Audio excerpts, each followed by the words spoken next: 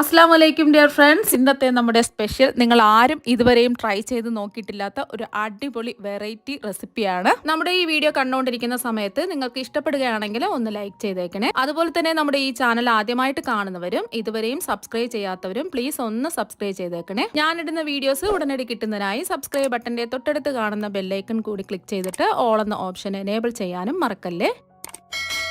അപ്പോൾ ഇതിനായിട്ട് ആദ്യം തന്നെ ഒരു കുക്കർ ചൂടാക്കാൻ വെച്ചിട്ടുണ്ട്. കുക്കർ ചൂടായതിന് ശേഷം ഇതിലേക്ക് ഒരു 2 ടേബിൾ സ്പൂൺ വെളിച്ചെണ്ണ ഒഴിച്ചു കൊടുക്കാം. വെളിച്ചെണ്ണയിൽ ചെയ്തിട്ടെടുക്കുമ്പോഴാണ് നല്ലൊരു ടേസ്റ്റും നാടൻ ഒരു ഫ്ലേവറൊക്കെ കിട്ടുന്നത്. വെളിച്ചെണ്ണ ഇല്ലാന്നുണ്ടെങ്കിൽ ഏതെണ്ണ വേണമെങ്കിലും എടുക്കാവുന്നതാണ്.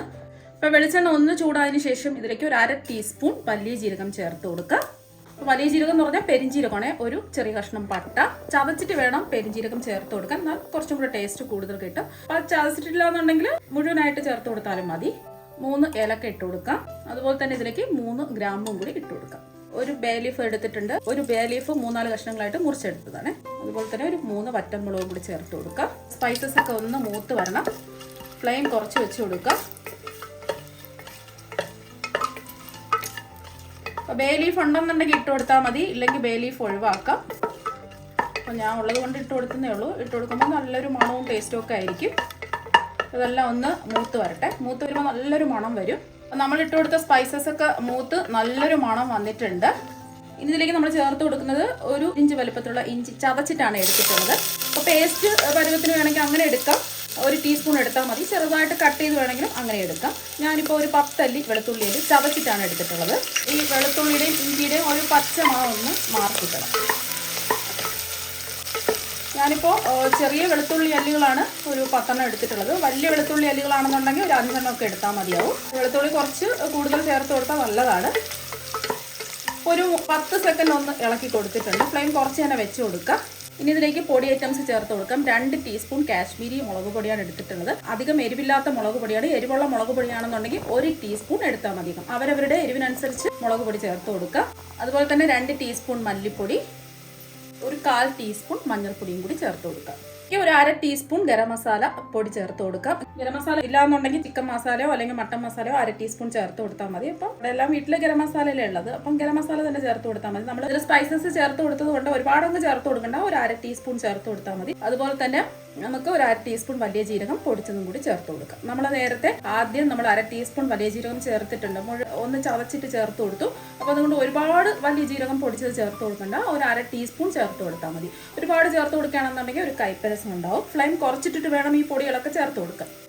ഇനി അതുപോലെ തന്നെ ഒരു 1/2 ടീസ്പൂൺ കുരുമുളക് പൊടിയും കൂടി ചേർത്ത് കൊടുക്കാം. ഉണ്ടെങ്കിൽ കുരുമുളക് പൊടി ചേർത്ത് കൊടുത്താൽ മതി, ഇല്ലെങ്കിൽ ഒഴിവാക്കാം. ഇനി ഈ പൊടിയുടെ ഒരു പച്ചമണം ഒന്ന് മാറി കിട്ടണം. ജസ്റ്റ് ഒന്ന് ഇളക്കി കൊടുത്താൽ മതിയാവും. നമ്മൾ ചൂടായി കിടക്കുന്ന എണ്ണയിലല്ലേ ഇതെല്ലാം ഇട്ട് കൊടുത്തിട്ടുള്ളത്. അപ്പോൾ അത് ജസ്റ്റ് ഒന്ന് ഇളക്കി കൊടുത്തിട്ടുണ്ട്. ഇനി ഇതിലേക്ക് നമ്മൾ ചേർത്ത് കൊടുക്കുന്നത് ഇതുപോലെ നീളത്തിലരിഞ്ഞ 5 മീഡിയം സൈസ് സവാളയുടെ, അതുപോലെ തന്നെ ഇതിലേക്ക് 4 വെളുത്തുള്ളി അല്ലികൾ ഇതുപോലെ നീളത്തിൽ കട്ട് ചെയ്തും കൂടി ചേർത്ത് കൊടുക്കുന്നുണ്ട്. അത് വെറുതെ ഒരു ഇങ്ങനെ ഇടയ്ക്ക് കിടക്കുമ്പോൾ ഒരു ടേസ്റ്റാണ് കഴിക്കാൻ വേണ്ടിയിട്ട്. അപ്പോൾ അതിനാണ് ചേർത്ത് കൊടുത്തത്. വേണമെന്ന് നിർബന്ധമൊന്നുമില്ല. നമ്മൾ ചതച്ചിട്ട് വെളുത്തുള്ളി അല്ലികൾ ചേർത്ത് കൊടുത്തിട്ടുണ്ട്. അപ്പോൾ അതത്രയും മതിയാവും. പിന്നെ നമ്മൾ ഇതിലേക്ക് ചേർത്ത് കൊടുക്കുന്നത് പച്ചമുളകാണ്. 2 പച്ചമുളകാണ്. അധികം എരിവില്ലാത്ത പച്ചമുളകാണ് ചേർത്ത് കൊടുത്തിട്ടുള്ളത്. എരിവുള്ള പച്ചമുളകാണെന്നുണ്ടെങ്കിൽ 1 ചേർത്ത് കൊടുത്താൽ മതി. ഇപ്പോൾ പച്ചമുളക് വേണ്ടാന്നുണ്ടെങ്കിൽ പച്ചമുളക് ഒഴിവാക്കാം. ഇനി ഇതിലേക്ക് ചേർത്ത് കൊടുക്കുന്നത് ചെറിയ ഉള്ളിയാണ്. ഇതാണ് ഇതിൽ കുറച്ചും കൂടെ നല്ലൊരു ടേസ്റ്റ് കൊടുക്കുന്നത്. ഒരു 10 ചെറിയ ഉള്ളി ഇതുപോലെ ചതച്ചിട്ടാണ് എടുത്തിട്ടുള്ളത്. ഇതാണ് കൂടുതൽ ടേസ്റ്റ്. അപ്പോൾ ഇഞ്ചിയും വെളുത്തുള്ളിയും അതുപോലെ ഉള്ളിയൊക്കെ ചതച്ചിട്ട് എടുക്കുമ്പോഴാണ് കുറച്ച് ടേസ്റ്റ് കൂടുതൽ കിട്ടുന്നത്. അപ്പോൾ വേണമെന്നുണ്ടെങ്കിൽ ടേസ്റ്റ് പരുവത്തിന് വേണമെന്നുണ്ടെങ്കിലും എടുക്കാവുന്നതാണ്. എല്ലാം കൂടിയിട്ട് ഒന്ന് ഇളക്കി കൊടുക്കാം.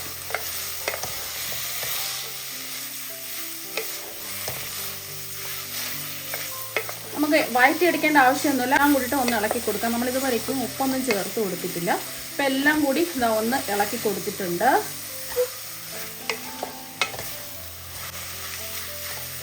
അപ്പം എണ്ണ വേണമെന്നുണ്ടെങ്കിൽ 1 ടേബിൾ സ്പൂണും കൂടെ ചേർത്ത് കൊടുക്കാം.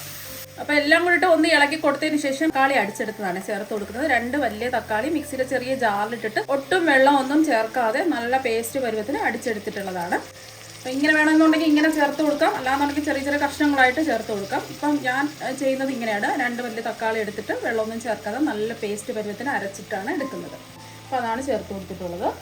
ഇനി ഇതിലേക്ക് നമ്മൾ ഉപ്പൊന്നും ചേർത്ത് കൊടുത്തിട്ടില്ല. 1 ടീസ്പൂൺ ഉപ്പ് ചേർത്ത് കൊടുക്കാം. ആവശ്യമെങ്കിലും നമുക്ക് പിന്നീട് കുറവുണ്ടെന്നുണ്ടെങ്കിൽ ലാസ്റ്റിൽ ഉപ്പ് ചേർത്ത് കൊടുത്താൽ മതി. ഇനി ഇതിലേക്ക് നല്ലൊരു ടേസ്റ്റ് കിട്ടുന്നതിന് വേണ്ടിയിട്ട് ഒരു 1/2 ടീസ്പൂൺ പഞ്ചസാര ചേർത്ത് കൊടുക്കാം. ഇത് വേണമെന്ന് നിർബന്ധമൊന്നുമില്ല, വേണമെന്നുള്ളവർക്ക് മാത്രം ചേർത്ത് കൊടുത്താൽ മതി. ഇത് കൂടെ ചേർത്തിട്ട് നമ്മൾ മുട്ടക്കറി തയ്യാറാക്കി എടുക്കുകയാണെന്നുണ്ടെങ്കിൽ നല്ല അടിപൊളി ടേസ്റ്റ് ആയിരിക്കും. ഒരു പ്രാവശ്യം ഇതുപോലെ കുറച്ച് പഞ്ചസാര ഇട്ടിട്ട് ചേർത്ത് കൊടുക്കുക. അപ്പോൾ വേണ്ടെന്നുണ്ടെങ്കിൽ പഞ്ചസാര ഒഴിവാക്കിയിട്ട് ബാക്കിയെല്ലാം ചേർക്കാവുന്നതാണ്. ഒന്ന് മിക്സ് ചെയ്യാം. ഇപ്പോൾ ഇതെല്ലാം ഒന്ന് മിക്സ് ചെയ്തെടുത്തിട്ടുണ്ട്. ഇനി നമ്മൾ ഇതിൽ വെള്ളമൊന്നും ചേർക്കുന്നില്ല. നമ്മൾ തക്കാളി പേസ്റ്റ് അടിച്ചെടുത്ത വെള്ളമുണ്ട്, സവാളയിൽ നിന്ന് ഇറങ്ങി വരുന്ന വെള്ളമുണ്ട്. അപ്പോൾ അതുകൊണ്ട് വെള്ളമൊന്നും നമ്മൾ ചേർക്കുന്നില്ല. ഒരുപാട് വഴറ്റേണ്ട ആവശ്യമൊന്നുമില്ല. ജസ്റ്റ് എല്ലാം കൂടി ഒന്ന് ഇളക്കി കൊടുത്തതിന് ശേഷം നിങ്ങൾക്ക് വേണമെന്നുണ്ടെങ്കിൽ ഒരു 1/2 കപ്പ് വെള്ളം ചേർത്ത് കൊടുക്കാം. ഞാനിപ്പോൾ വെള്ളമൊന്നും ചേർക്കുന്നില്ല. ഇതിലേക്ക് നമ്മൾ മുട്ട ചേർത്ത് കൊടുക്കുകയാണ്. നമ്മൾ മുട്ട പുഴുങ്ങിയെടുത്തതിന് ശേഷം ഇതുപോലെ വരഞ്ഞിട്ടുണ്ട്. ഇതിൻ്റെ ഉള്ളിലൊക്കെ മസാല ഇപ്പോൾ ഇറങ്ങി കിട്ടുന്നതിന് വേണ്ടിയിട്ട് ഇതുപോലെ വരഞ്ഞിട്ടാണ് നമ്മൾ എടുത്തിട്ടുള്ളത്. മുട്ട ചേർത്ത് കൊടുക്കാം. അപ്പോൾ എത്രയാണോ ആവശ്യം അതിനനുസരിച്ച് മുട്ട ചേർത്ത് കൊടുക്കാം. ഞാനിപ്പോൾ 6 മുട്ടയാണ് എടുത്തിട്ടുള്ളത്. മുട്ടയും കൂടെ ചേർത്ത് കൊടുത്തിട്ട് ഈ മസാല ഉണ്ടല്ലോ നമ്മുടെ ഇതിൻ്റെ പുറത്ത് കുറച്ച് ഇങ്ങനെ ഇട്ട് കൊടുക്കാം.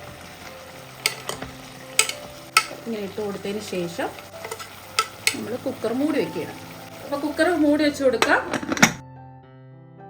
കുക്കർ മൂടി വെച്ച് നമുക്ക് മീഡിയം ഫ്ലെയിമിലിട്ടിട്ട് ഒരു 4 വിസിൽ കേൾക്കുന്നവരെ ഒന്ന് വെയിറ്റ് ചെയ്യാം.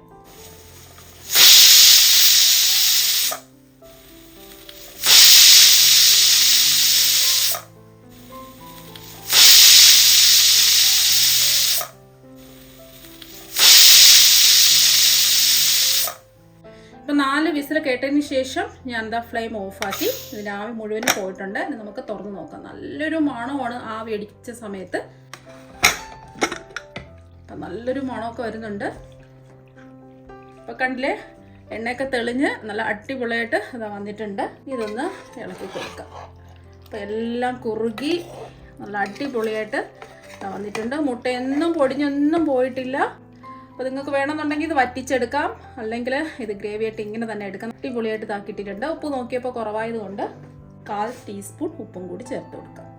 മുട്ടയൊന്നും പൊടിഞ്ഞു പോകാതെ ഒന്ന് ഇളക്കി കൊടുക്കാം. ഇനി ഫ്ലെയിം ഒന്നും ഓണാക്കേണ്ട ആവശ്യമൊന്നുമില്ല. ഇനി ലാസ്റ്റിൽ കുറച്ച് കറിവേപ്പില ഇതുപോലെ ഞെരടിയിട്ട് കൊടുക്കാം. ആ കറിവേപ്പില ഒരു ഫ്ലേവറൊക്കെ കിട്ടുന്നതിന് വേണ്ടിയിട്ടാണ്. അതുപോലെ തന്നെ ഇതിലേക്ക് കുറച്ച് മല്ലിയില ചെറുതായിട്ട് കട്ട് ചെയ്തതും കൂടി ചേർത്ത് കൊടുക്കാം. മല്ലിയില ഉണ്ടെങ്കിൽ ചേർത്ത് കൊടുത്താൽ മതി, ഇല്ലെങ്കിലും മല്ലിയില ഒഴിവാക്കാം.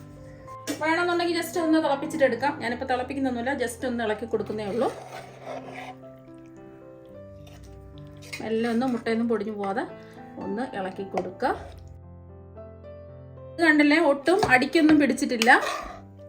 നല്ല അടിപൊളിയായിട്ട് കിട്ടിയിട്ടുണ്ട്. നമ്മളിതിൽ ഒട്ടും വെള്ളമൊന്നും ഒഴിച്ചു കൊടുത്തിട്ടില്ല. അടിക്കൊന്നും പിടിക്കാതെ കറക്റ്റ് പരുവത്തിൽ ഇതാക്കി കിട്ടിയിട്ടുണ്ട്. അടിപൊളി ടേസ്റ്റിൽ നല്ല അടിപൊളിയായിട്ട് കിട്ടിയിട്ടുണ്ട്. മുട്ടയൊന്നും പൊടിഞ്ഞൊന്നും പോയിട്ടില്ല. നിങ്ങൾക്ക് ഇത് വേണമെന്നുണ്ടെങ്കിൽ കുറച്ചും കൂടെ വറ്റിച്ചെടുത്ത് നമുക്ക് റോസ്റ്റായിട്ട് ചെയ്തിട്ടെടുക്കാം. ഞാനിപ്പോൾ കുറച്ച് ഗ്രേവിയിലല്ലേ ചെയ്തിട്ടെടുത്തിട്ടുള്ളത്. ഞാൻ വറ്റിക്കുന്നൊന്നുമില്ല. ഇതൊരു പാത്രത്തിലേക്ക് സെർവ് ചെയ്യും. നമ്മുടെ കുക്കറിൽ വളരെ എളുപ്പത്തിലും രുചികരമായിട്ട് ചെയ്തിട്ടെടുക്കാൻ പറ്റുന്ന കുക്കർ മുട്ടക്കറി ഇതാ ഇവിടെ റെഡി ആയിട്ടുണ്ട്. അടിപൊളി ടേസ്റ്റാണ്. സമയമില്ലാത്ത നേരത്ത് അപ്പോൾ കുട്ടികളൊക്കെ സ്കൂളിൽ വിടുന്ന സമയത്തും ഓഫീസിലൊക്കെ പോകുന്ന സമയത്തും പെട്ടെന്ന് തന്നെ ട്രൈ ചെയ്ത് നോക്കാൻ പറ്റിയ ഒരു കുക്കർ മുട്ടക്കറിയാണ്. നമ്മൾ വഴറ്റിയെടുത്ത സമയമൊന്നും കളയാതെ അതേ ടേസ്റ്റിൽ തന്നെ നമുക്ക് വേഗം റെഡിയാക്കി എടുക്കാനും പറ്റും. നല്ല അടിപൊളി ടേസ്റ്റ് ആണ് ഇത്. അപ്പം, ദോശ, ചപ്പാത്തി, അതുപോലെ തന്നെ ചോറിന്റെ കൂടെ ഒക്കെ കഴിക്കാൻ പറ്റുന്ന ഒരു മുട്ടക്കറിയാണ്. അപ്പോൾ നിങ്ങൾ എന്തായാലും കുക്കറിൽ ഇതുപോലെ ഒരു പ്രാവശ്യം മുട്ടക്കറി തയ്യാറാക്കി നോക്കുക. അപ്പോൾ നിങ്ങൾ എന്തായാലും ഒരു പ്രാവശ്യം ഇതുപോലെ കുക്കറിൽ മുട്ടക്കറി തയ്യാറാക്കി നോക്കുക. തീർച്ചയായും നിങ്ങൾക്ക് എല്ലാവർക്കും ഒരുപാട് ഇഷ്ടമാകും. അപ്പോൾ നമുക്ക് മറ്റു വെറൈറ്റി വീഡിയോ ആയിട്ട് വീണ്ടും കാണാം. താങ്ക്